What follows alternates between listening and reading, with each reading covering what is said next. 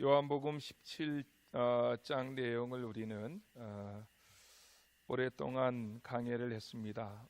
물론 요한복음 17장만 강해한 것이 아니라 주일 1, 2부 예배를 통해서는 요한복음 1장서부터 꾸준히 시간마다 강해를 해서 우리가 17장에 와서는 예수님의 대제사장적인 기도의 장인데, 특별히 요한복음 17장에는 한 절 한 절의 내용이 깊이가 있어서 우리가 빨리빨리 이렇게 내용을 나가지 못하고 거의 한 절 내지 두 절씩 이 말씀을 가지고 말씀을 강론했습니다. 특별히 요한복음 17장 후반부에는 예수님께서 소원하셨고 기도하셨던 5가지 교회의 모습이 나옵니다. 이 5가지 교회의 모습은 우리 안천교회가 꼭 기억했으면 좋겠고, 이 5가지의 교회의 모습, 주님이 소원하셨고 기도하셨던 교회를 한국교회가 회복했으면 좋겠다 하는 그러한 마음이 간절합니다. 그 5가지의 모습은, 첫 번째는 요한복음 17장 13절 말씀을 중심으로 기쁨이 충만한 교회에 대해서 말씀드렸습니다. 두 번째 모습은 요한복음 17장 17절 말씀을 중심으로 거룩한 교회, 교회는 거룩해야 된다. 그리고 세 번째로는 요한복음 17장 18절 말씀을 중심으로 선교하는 교회, 교회의 가장 큰 사명은 선교다. 그리고 네 번째로 요한복음 17장 21절을 중심으로 하나 되는 교회, 교회가 하나 되지 아니하면, 분열하면 그것은 마귀의 장난이고, 교회는 어떠한 일이 있어도 성령의 하나 되게 하신 것을 심써 지켜야 된다. 그런데 하나 되기가 너무 힘들기 때문에 교회를 향한 예수님의 기도는 20절서부터 26절까지 7절인데 7절 가운데 4절을 교회가 하나 되게 해달라고 주님이 그렇게 기도하셨습니다. 그리고 맨 마지막에 우리가 보았던 것은 요한복음 17장 24절을 중심으로 영광을 보는 교회, 교회는 성삼위 하나님이 임재하신 곳이고, 그 교회는 천국의 모형이고, 그 교회는 예수님의 피값으로 세워진 곳이기 때문에 세상의 어떤 공동체와는 비교할 수 없는 하나님의 영광이 있는 곳이다 라고 하는 말씀을 증거해 드렸습니다. 오늘은 요한복음 18장 1절서부터 9절 말씀을 가지고 내가 그니라 라고 하는 이 말씀, 이 요한복음 17장 1절로 9절 말씀은 의도적으로 이 사도 요한이 요한복음을 기록하면서 이 요한복음 18장의 말씀을 17장과도 연결을 시키고, 이 요한복음 18장의 말씀을 요한복음 전체하고도 연관을 시키고, 더 나아가서 요한복음 18장 1절과 9절의 말씀을 구약 성경하고도 연관을 시켜서 이 문제를 풀어나갑니다. 그래서 제가 좀 고민을 했습니다. 오늘 성찬 예식이 있는데 이런 내용들을 짧은 시간에 다 풀어낼 수 있을까? 하지만 성찬에 어울리는 말씀이기도 하고 중요한 말씀일수록 짧게 메시지만, 그 중요한 내용만 찍어서 우리가 말씀을 들을 때 또 성령께서 강하게 역사하실 줄로 믿고, 그래서 고민하다가 이 말씀을 그냥 전하기로 그렇게 생각을 했습니다. 요한복음 18장 1절 말씀을 시작하는 단어를 보시면 1절에 뭐라고 말씀을 하시는가 하면, 예수께서 이 말씀을 하시고 제자들과 함께 기드론 시내 건너편으로 나가시니 그곳에 동산이 있는데 제자들과 함께 들어가시니라.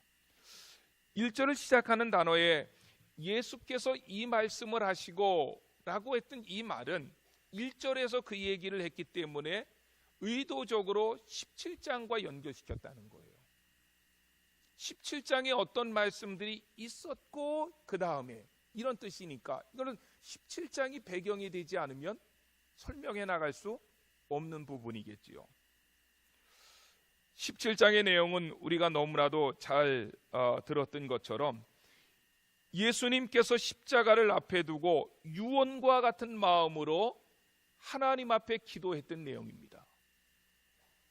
그렇다면 이게 18장과 어떻게 연결이 되는가 하면 18장은 그 간곡하게 기도했던 17장에서 기도하셨던 내용을 주님이 행동으로 보여주신 겁니다. 많은 사람들이 말은 잘하는데 행동이 드러나지 않을 때는 그 말에 신뢰가 없잖아요.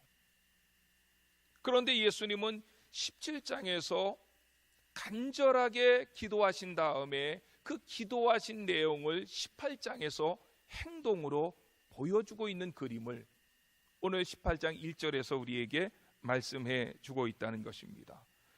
그러면서도 요한복음 전체하고 이 내용을 연관시킨다는 거예요. 요한복음 전체하고 연결시킬 때 오늘 18장이 어떻게 연결되는가 하면 요한복음 1장 1절에 태초에 말씀이 계시니라, 그리고 1장 18절에 그 말씀이 육신이 되어서 우리 가운데 오셨다. 예수님은 태초에서부터 말씀으로 계셨던 분이라고 소개를 합니다. 그렇죠? 그런데 예수님께서 태초에 계셨던 말씀으로 이 세상에 오실 때에 어떻게 오셨느냐? 요한복음 1장 5절 말씀에 보니까 예수님은 빛으로 오셨다. 빛이 어두움에 비추되 어두움이 깨닫지 못하더라. 예수님께서 이 땅에 오실 때에 빛으로서 오셨다라고 하는 이 사실을 기드론 골짜기라고 하는 말과 이렇게 오버랩시키고 있다는 거예요. 비교시키고 있다는 거예요. 어떤 말씀인가 하면 예수님께서 이제 겟세마네 동산으로 기도하러 들어가시잖아요. 우리가 계속적으로 이야기했던 것처럼 요한복음 14, 15, 16장은 다락방 강화로서 마가 요한의 다락방에서 말씀을 하셨던 부분이고 17장에서는 이제 그것이 끝나고 그 마가 요한의 다락방을 나와서 겟세마네 동산으로 기도하러 가시는 장면이라고 했는데, 그런데 다른 성경에는 마태, 마가, 누가, 요한복음 이 사건들이 다 기록되고 있는데 다른 복음서에서는 그냥 겟세마네 동산으로 들어가셨다 이렇게 얘기를 하고 있는데, 요한복음에서는 기드론 시내를 지나서 겟세마네 동산으로 들어가셨다. 그러니까 의도적으로 기드론 시내를 지나서 가셨다는 것을 다른 복음서에서 말하지 않은 부분을 요한복음에서는 드러내고 강조했다는 것입니다. 그러면 사도 요한은 분명히 요한복음 18장 1절을 설명해 나가면서 이 사건을 뭔가 모르게 기드론 골짜기하고 연결시키려고 했다는 거죠. 그렇죠. 다른 복음서에서 이야기하지 않고 오직 요한복음에서만 그렇게 말했다면, 그러면 기드론 골짜기에 무슨 사건과 이 본문의 사건을 연관시키려고 했는가? 많은 학자들은 동일하게 이야기합니다. 그것은 다윗이 압살롬의 반란을 피해서 도망갈 때에 그 기드론 골짜기를 건너서 도망간 사건과 예수님의 이 사건을 연관시키고 있다는 거예요. 사무엘하 15장 23절 말씀에 보면 온 땅 사람이 큰 소리로 울며 모든 백성이 앞서 건너가며 다윗 왕도 기드론 시내를 건너가니 건너간 모든 백성이 광야 길로 행하니라. 사무엘하 15장은 우리가 잘 아는 대로 다윗에게는 여러 명의 아들이 있었지만 가장 사랑했던 아들이 압살롬이었습니다. 그런데 그 압살롬이 아버지의 목에 칼을 댄 사건입니다. 그리고 다윗에게는 수많은 신하들이 있었지만 다윗이 가장 아꼈던 신하는 아히도벨이었습니다. 그런데 그 아히도벨이 다윗을 반역하고 그 목에 칼을 댔던 사건입니다. 그래서 압살롬의 반역이 일어나기 전까지도 압살롬이 군대를 끌고 예루살렘으로 진격해 오는데도 다윗은 까마득하게 몰랐습니다. 부하들의 보고를 받았습니다. 압살롬이 군대를 끌고 예루살렘으로 향하고 있습니다. 아마 무슨 일이 있기 때문에 왔겠지. 다윗의 목에 칼을 겨눌 생각은 다윗도 몰랐다는 거예요. 아들이었고 가장 신뢰했던 신하였기 때문에. 그런데 그 압살롬과 아히도벨이 궁 앞에 왔을 때 그때서 다윗은 반란이었구나 라고 생각하고 다윗은 신발도 신지 못했다. 신발도 신을 새도 없이 울면서 기드론 골짜기를 건너서 그 감람산으로 피해가는 장면이 아까 사무엘하 15장의 내용이라는 거예요. 그것을 의도적으로 사도 요한은 오늘 본문에서 연결을 시켜나가고 있다는 것입니다. 어떻게 연결됩니까? 다윗의 생애 가운데 가장 고통스럽고 처참했던 순간이 바로 기드론 골짜기를 건너갔던 때였습니다. 왜냐하면 압살롬은 다윗이 가장 사랑했던 아들이고 아히도벨은 다윗이 가장 신뢰했던 신하였기 때문에 그렇습니다.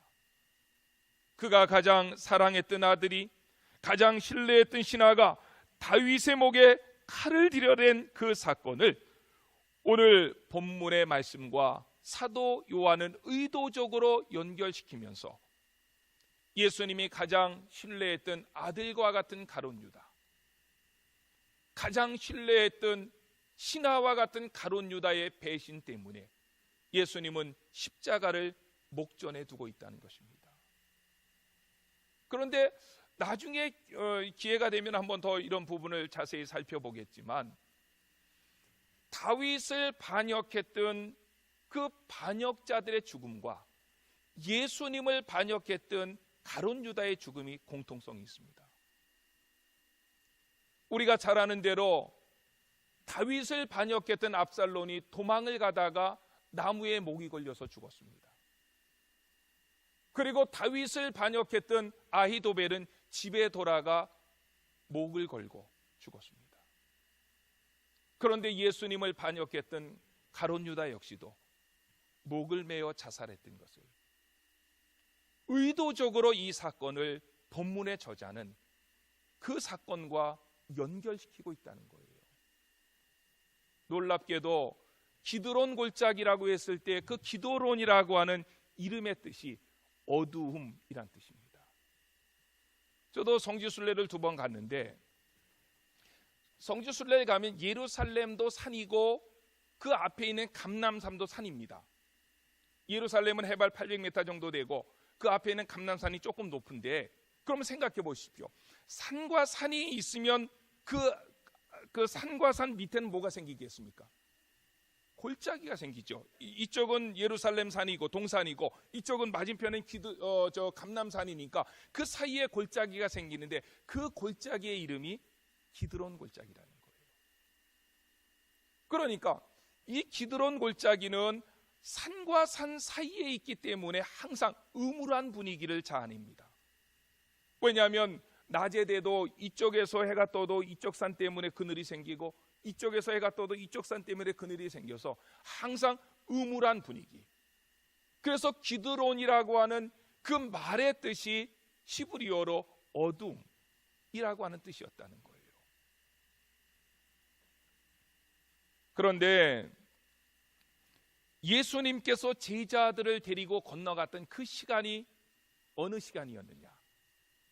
그게 물론 제자들과 여러 가지 일을 마가 요한의 다락방에서 했기 때문에 저녁이 늦어졌는지 모르겠지만, 그러나 의도적으로 예수님은 밤 시간에 그 기드론 골짜기를 건너갑니다.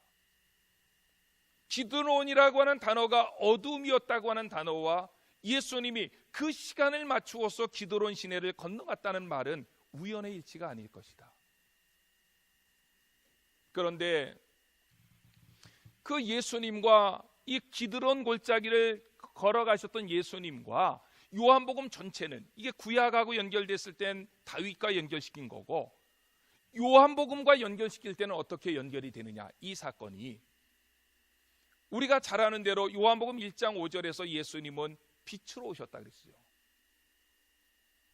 정말 예수님은 강한 빛으로, 큰 빛으로 오셨습니다. 그래서 제가 일부 예배 때에도 스펄전 목사에 대해서 이야기했는데, 스펄전 목사님은 예수님을 설명할 때에 이렇게 설명해 나갔습니다. 예수님께 조그마한 촛불을 보고 감사하는 자에게는 그 초보다 더 밝은 별빛을 주실 것이요, 별빛을 보고 감사하는 자에게는 그 별보다 더 밝은 달빛을 주실 것이요, 달빛을 보고 감사하는 자에게는 그 달보다 더 밝은 태양빛을 주실 것이요, 태양빛을 보고 감사하는 자에게는 태양보다 더 밝은 예수님을 주실 것이다. 스펄전 목사님은 모든 신학자들과 목회자들이 1000년에 한 번 나올까 말까 한 설교자라고 이야기합니다. 예수님을 태양보다도 더 밝으신 분으로 스펄전 목사님은 예수님을 소개했는데, 태양보다 더 밝으신 그 예수님이 어둠 가운데의 기드론 골짜기를 건너가고 계셨다는 거예요. 뭔가 강한 대조를 이루면서 우리에게 주는 무언의 메시지가 있습니다. 그런데 예수님께서 기드론 골짜기를 건너서 겟세마네 동산에 가서 기도하실 때에 가룟 유다가 대제사장의 군대들을 동원해서 예수님을 찾으러 옵니다. 3절 말씀을 보십시오. 유다가 군대와 대제사장들과 바리새인들에게서 얻은 아랫사람들을 데리고 등과 횃불과 무기를 가지고 그리로 오는지라. 유다가 데리고 왔던 군사의 숫자가 얼마냐? 여기에 군대라고 하는, 유다가 군대와라고 했을 때 군대라고 하는 숫자는 600명 정도의 군인들을 이야기할 때 그 헬라어 단어입니다. 그러니까 동원할 수 있는 군인들은 다 동원한 거죠. 우리가 생각할 때 뭐 대여섯 명 데리고 온 거야, 20-40명 데리고 온 게 아니라 헬라어의 단어의 군대라고 하는 이 말은 600명의 군인을 이렇게 둔 부대를 이야기할 때 쓰는 용어를 여기서 썼다는 거예요. 그런데 그 600명이 예수님을 잡으러 올 때에 그 손에 들린 게 있었습니다. 그게 뭡니까? 등과 횃불이었다는 거예요. 이게 의도적으로 오버랩을 시키고 있다는 거예요. 다시 말해서 예수님은 태양보다 더 밝으신 분이신데, 그 예수님을 잡으러 사람들이 등불을 가지고 왔다는 거예요. 횃불을 가지고 왔다는 거예요. 여기에서 우리에게 시켜주는 대비가 뭐냐? 두 가지를 대비하는 거지요. 예수님은 만왕의 왕이십니다. 예수님은 만주의 주가 되십니다. 그런데 그 예수님을 잡기 위해서 사람들이 동원할 수 있는 힘을 가지고 왔다는 거예요. 그 힘이 군대입니다. 만왕의 왕이시고 만주의 주가 되시는 그 예수님을 잡기 위해서 사람들은 동원할 수 있는 모든 힘을 가지고 예수님을 잡으러 왔다. 예수님은 태양보다 더 밝으신 분이신데, 그 태양보다 더 밝으신 예수님을 잡기 위해서 사람들의 손에는 횃불이 들려 있었다. 태양보다 더 밝으신 예수님과 횃불을 의도적으로 대비시키고 있다는 것입니다. 그들이 군대를 동원해서 횃불을 들고 찾아와서 아마 그 군대의 장교쯤 되는 사람이 얘기했겠죠. 막 웅성웅성 하니까 예수님께서 그들에게 나아갑니다. 나아가서 예수님이 질문합니다. 너희가 누구를 찾느냐? 여기에서 5절 말씀에 보니까 그들이 대답합니다. 나사렛 예수라. 너희가 누구를 찾느냐라고 얘기했을 때 그들이 대답하기를 나사렛 예수를 찾는다. 너희 가운데 예수가 누구냐? 이렇게 얘기했을 때 예수님이 말씀하신 이 장면이 굉장히 중요합니다. 예수님이 뭐라고 대답하시냐면 이르시되 내가 그니라. 이게 5절과 6절과 9절에 똑같이 이야기합니다. 8절과 5절, 6절, 8절에 예수께서 그들에게 내가 그니라 6절에 얘기했고 8절에 보니까 예수께서 대답하시되 너희에게 내가 그니라. 이게 몇 절 되지 않는 그 단어 속에 이 단어를 반복해서 쓰고 있다는 것은 이 단어가 굉장히 중요하다는 거예요. 그런데 우리 한국 성경을 가지고는 이게 왜 중요한지 전혀 모릅니다. 하지만 유대인들은 이 말이 어떤 말인지를 금방 합니다. 왜 그러냐면 내가 그니라라고 했을 때 이 말은, 이 용어는, 이 말의 표현은 하나님이 자기 자신을 드러내는 표현입니다. 어디에서 이 말이 나오는가 하면 출애굽기 3장 14절 말씀에 보면 모세가 양을 치다가 가시딸기나무에 불이 붙는 장면을 보게 됩니다. 그래서 거기에서 하나님을 만나는데 하나님이 모세에게 뭐라고 이야기하시냐면 이스라엘들 백성들을 데리고 애굽에서 나가라. 그럴 때 모세가 하나님 앞에 질문합니다. 하나님, 내가 하나님을 봐서 나는 믿을 수 있지만 내가 백성들에게 가서 우리 애굽에서 나가자, 어떤 신이 나에게 와서 그렇게 얘기했다라고 이야기하면 내 말을 믿어줄 사람이 어디에 있습니까? 당신의 이름이 무엇입니까? 이렇게 모세가 묻습니다. 그럴 때에 출애굽기 3장 14절에서 보면은 뭐라고 얘기하냐면 하나님께서 최초로 인류에게 자기 자신의 이름을 드러냅니다. 그 자기 자신의 이름이 뭐냐? 그게 여호와입니다. 여호와 혹은 야훼, 이게 뭐 같이 단어 써도 돼요. 그런데 여호와 야훼라고 하는 이 말의 뜻이 뭐냐? 그거는 나는 나다. I am that I am, 이렇게 영어로 표현합니다. 이거를 헬라어로 이야기할 땐 에이고 에이미, 이렇게 얘기해. 에이고 에이미, 나는 나다, 이렇게 표현을 하는데 여기에 요한복음 18장 5절, 6절, 8절에서 그 단어가 시브리 성경을 헬라어로 표현했던 거 70인역이라고 그랬잖아요. 70인역에서 하나님께서 자기 이름을 I am that I am 이라고 표현했을 때 그것을 헬라어로 어떻게 표현했냐면 에고 에이미, 이렇게 표현했다고요. 그런데 오늘 요한복음 18장 5절과 6절과 8절에서 내가 그니라 라고 하는 이 표현도 역시 에이고 에이미, 똑같은 표현을 썼다는 거예요. 영어로 얘기하면 I am 이런 것입니다. I am.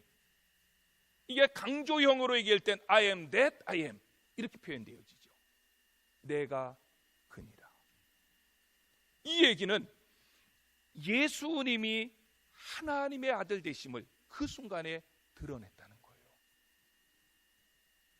예수님이 스스로 나타나셔서 사람들이 웅성거리니까 너희들이 누구를 찾느냐? 나사렛 예수라 라고 얘기하니까 내가 그니라. I am that I am. 나는 여호와다. 그래서 6절 말씀에 보니까 그 표현이 되었을 때에 보세요. 예수께서 그들에게 내가 그니라 하실 때에 그들이 물러가서 땅에 엎드러졌다. 이게 우리나라 말로는 이게 왜 엎드러졌는지 이유가 안 되는 거예요. 그런데 이 말의 원어의 표현을 보면 이거는 유대인들로서는 엎드러지지 아니할 수 없는 그런 표현이었다는 거예요. 그런데 중요한 것은 유대인들은 그 예수님을 끝까지 죽이려고 했습니다. 그래서 가룟 유다와 거기에 동원되었던 600명의 군인들은 예수님을 잡아다가 십자가에 매다른 것입니다. 왜 그랬을까요? 그 이유가 뭘까요? 그 이유는 오늘 요한복음 1장하고 이것을 연결시켰을 때에 요한복음 1장 5절에 예수님은 태양보다 더 밝은 빛으로 오셨다 이렇게 얘기했잖아요. 그런데 태양보다 더 밝은 빛 앞에 우리 인간의 실존이 있으면 우리의 모든 것들이 다 드러난다는 거예요. 우리의 악한 것도 드러나고, 우리의 잔꾀도 드러나고, 우리의 추하고 더러운 것도 드러난다는 거예요. 그런데 하나님 앞에, 예수님 앞에 우리 인간이 섰을 때 내 추악함이 드러날 때의 반응이 두 가지라는 거예요. 한 가지 반응은 내 추악함을 드러낸 그를 죽이려고 하는 거예요. 내가 추악한데 드러났으니까. 그게 가룟 유다와 거기에 있는 군인들의 모습이고, 또 한 가지의 반응은 태양보다 더 밝은 예수님 앞에 내 자신이 드러나면 무릎 꿇고 회개하는 것입니다. 그래서 누가복음 5장에 보면 예수님께서 베드로를 처음 부르는 장면이 갈릴리 바닷가에 가서 고기를 잡을 때에 베드로에게 주님이 질문하십니다. 너희들 가운데 고기가 있느냐? 예, 밤새도록 고기를 잡았지만 한 마리도 못 잡았습니다. 그럴 때 주님께서 말씀하십니다. 깊은 데로 가서 그물을 던져라. 밤새도록 한 마리도 그물을 던져 고기를 못 잡았는데, 이들이 깊은 데로 배를 몰아서 그물을 던졌을 때에 이 그물이 찢어질 만큼 고기가 많이 잡혔습니다. 그래서 동무들 배를 불러가지고 2배 가득 채웠다고 얘기한대. 그렇다면 베드로의 반응이 어떻게 됩니까? 노를 빨리 저어가지고 깊은 데로 가서 그물을 던지라 라고 말씀하신 그분 앞에 땡큐, 감사합니다. 한 마리도 밤새도록 못 잡았는데 당신의 말을 따라서 그물을 던졌기 때문에 이렇게 고기를 많이 잡았습니다 라고 반응해야 되는 것이 우리가 일반적으로 생각할 수 있는 반응입니다. 그런데 베드로는 그렇게 하지 않았다는 거예요. 배를 몰고 와서 예수님 앞에 달려가서 무릎을 꿇고 하는 말이 주여 나는 죄인으로소이다. 나를 떠나소서. 그것은 베드로가 예수님은 태양보다 더 밝은 빛으로 오신 분인데 그 앞에 자기 자신이 노출됐을 때 나는 죄악된 사람이다. 나는 악한 자다. 이것이 드러났기 때문에 베드로는 예수님에게 달려가서 나를 떠나소서. 나는 죄인으로소이다 라고 고백했다는 것입니다. 제가 이 성찬을 앞에 두고 설교를 따로 성찬 예배를 맞는 설교를 준비할까 고민을 하다가 요한복음 18장 1절에서부터 9절 말씀을 깊이 묵상해 보니까 이 말씀 속에 얼마든지 성찬에 도전이 되어지는 말씀이 있겠다 하는 생각이 들었습니다. 내가 그러라. 예수님은 하나님의 아들이십니다. 예수님은 하나님이십니다. 그런데 문제는 하나님 앞에 우리가 섰을 때에 주님은 태양보다 더 밝은 빛이 되시는데 그 빛 앞에 내가 섰을 때의 사람들의 반응입니다. 항상 두 가지로 나타나는데 한 가지의 반응은 그분을 대적함으로 나타나고 한 가지의 반응은 무릎을 꿇고 회개하며 그분을 영접함으로 나타납니다. 저는 성찬 예식을 통해서 이 떡을 나눌 때는 예수님의 몸이 찢어지는 모습을 우리 머리에 그릴 수 있습니다. 우리가 마시는 포도즙은 예수님께서 나를 위해서 십자가상에서 흘리신 보혈의 피입니다. 그런데 그분이 보통 분이 아니라 내가 그니라 라고 말씀하신 하나님의 아들이십니다. 성찬을 통해서 우리는 그 하나님의 아들을 만나는 시간입니다. 그럴 때에 우리의 반응이 확실해야 됩니다. 이것도 아니고 저것도 아니고 그런 거 없습니다.